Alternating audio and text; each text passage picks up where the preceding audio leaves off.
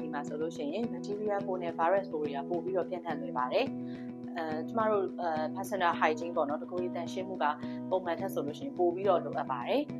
ဘာလို့လဲဆိုတော့ဒီone piece one shot ယောဂါတွေကလည်းပို့ပြီးဖြစ်တတ်တယ် seasonal flu လို့ခေါ်တဲ့ရာသီတုပ်ကွေးတွေကလည်းပို့ပြီးတော့ဖြစ်တတ်တယ်ပြီးသွားလို့ရှိရင်ဒီfungal infection တွေပေါ့နော်အဆိုးတက်ကြောင့်ဖြစ်တဲ့အဲ့ဒါတွေကလည်းပို့ပြီးတော့ဖြစ်တတ်တယ်ပေါ့နော်အဲ့လိုအတွက်ကြောင့်ဒီ personal hygiene တကူကြီးတန်ရှင်းမှုကပုံမှန်ထက်စားလို့ရှိရင်ပို့ပြီးတော့လိုအပ်ပါတယ်လို့ရည်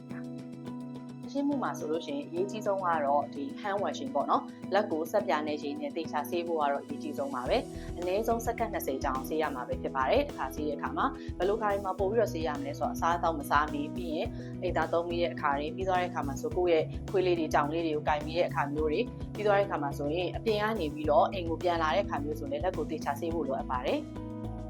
ကဲတော့ရင်းနှီးဆက်ပြာနဲ့ပေါ့နော်အဘယ်ဒီကိုမရနိုင်တဲ့နေရာတွေမှာဆိုလို့ရှိရင်လည်း alcohol 60% အနည်းဆုံးပါတဲ့လက်သန့်ဆေးတွေပေါ့နော် hand sanitizer တွေ hand gel တွေနဲ့လည်းလက်ကိုတန့်ရှင်းလုပ်လို့ရပါတယ်ပြီးတော့အခါမှာဒီလိုမိုးရာသီမှာဆိုတော့အနည်းဆုံးပေါ့နော်တစ်နေ့ကိုတစ်ခေါက်လောက်တော့ရေချိုးပေးဖို့လိုအပ်ပါတယ်ဘာလို့လဲဆိုတော့ဒီကိုကမိုးမိလာတဲ့မိုးရီဆိုလာတဲ့ဆိုတဲ့အခါမျိုးတွေမှာဆိုလို့ရှိရင် skin infection ကပို့ပြီးတော့ဖြစ်နိုင်ပါတယ်အဲ့လိုအခါမျိုးဆိုရင်အိမ်ရောက်တဲ့အခါမှာရေသေးချာပြန်ဆက်ပြာနဲ့ပေါ့နော်ရေသေးချာပြန်ချိုးပြီးတော့သေချာ6သွေးအောင်နေဖို့ပို့ပြီးတော့ရေးကြည့်ပါတယ်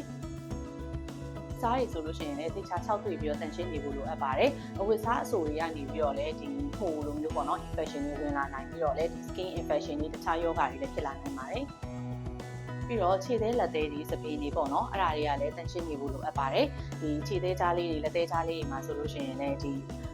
infection ပိုးတွေပေါ့နော်အောင်းနေတတ်တယ်အဲ့တော့သေချာတန်ရှင်းအောင်နေဖို့လိုအပ်တယ်ပြီးတော့တဲ့အခါမှာစပင်းတွေဆိုလို့ရှိရင်လည်းမိုးရီဆူသွားတဲ့အခါမျိုးကြလို့ရှိရင်ဒီဆူခိုင်းစားကနေပြီး infection တွေဖြစ်လာနိုင်တယ်ပေါ့နော်အဲ့တော့ခေါင်းကိုသေချာပြန်ရှော်ရမယ်မိုးရီထားတယ်ဆိုလို့ရှိရင်လေ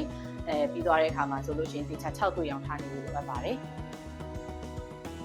ပြသွားတဲ့ personal hygiene habits လေးတွေကပေါ့နော်တတိလေးတွေဆိုပြီးနဲ့လည်းပြောရမယ်ဆိုလို့ရှိရင်ဒီချက်ပို့ပြီးတော့ကြီးမားတဲ့ယောဂါတွေinfection တွေမဖြစ်အောင်ကာကွယ်ပေးနိုင်တဲ့လေ့ကျင့်လေးဖြစ်ဖို့လိုက်လုပ်ပေးဖို့တော့မျှော်လင့်ပါတယ်ကျမကတော့ဒေါက်တာခိုင်လေးဖြစ်ပါတယ်